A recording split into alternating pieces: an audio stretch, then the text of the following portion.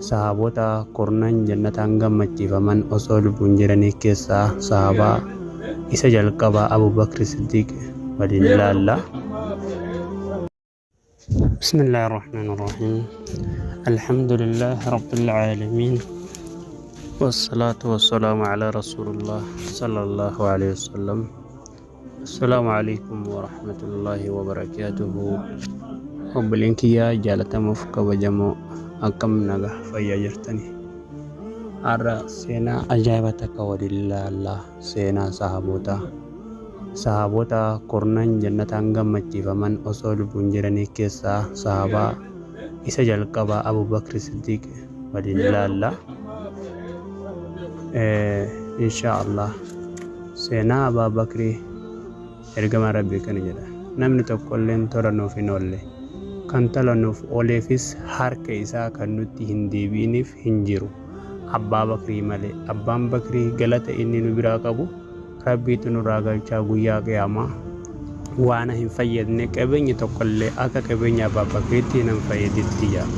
Osoo jaalallee godhachuun kanaaf hayyamamutti Abbaa Bakrii jaalallee godhadha jedha Rasuuli sallallahu alaihi wasallam.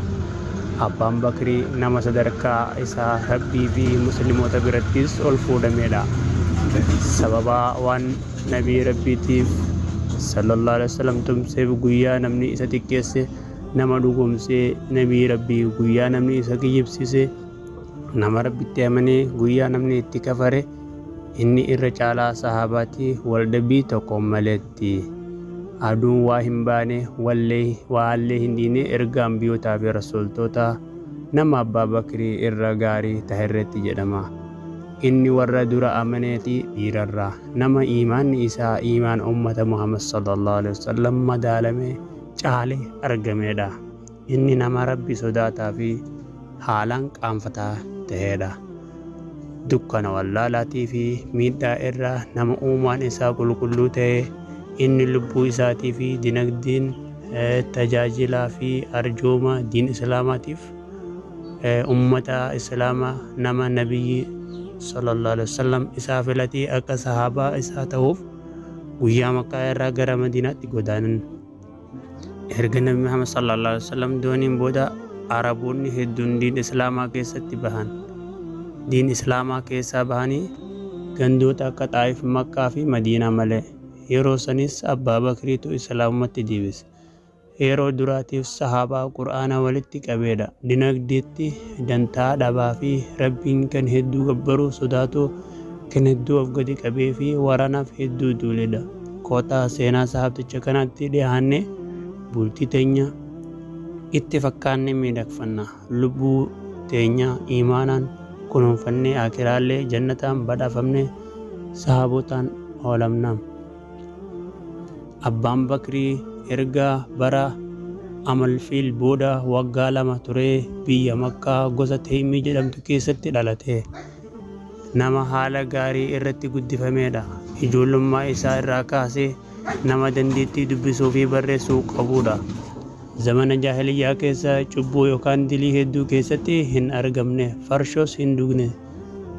Sababaa namticha farshoo dhugee machaa'ee harka isaatiin udaan isaa laaquu erga argee laguu ofirratti godhee taabootaafis sujuudee sagadee hin beekum. Yeroo tokko erga inni guddate booda abbaan isaa Abuu Quhaafaan fuudhee gama siidaa yookaan taaboonni jirutti geessan.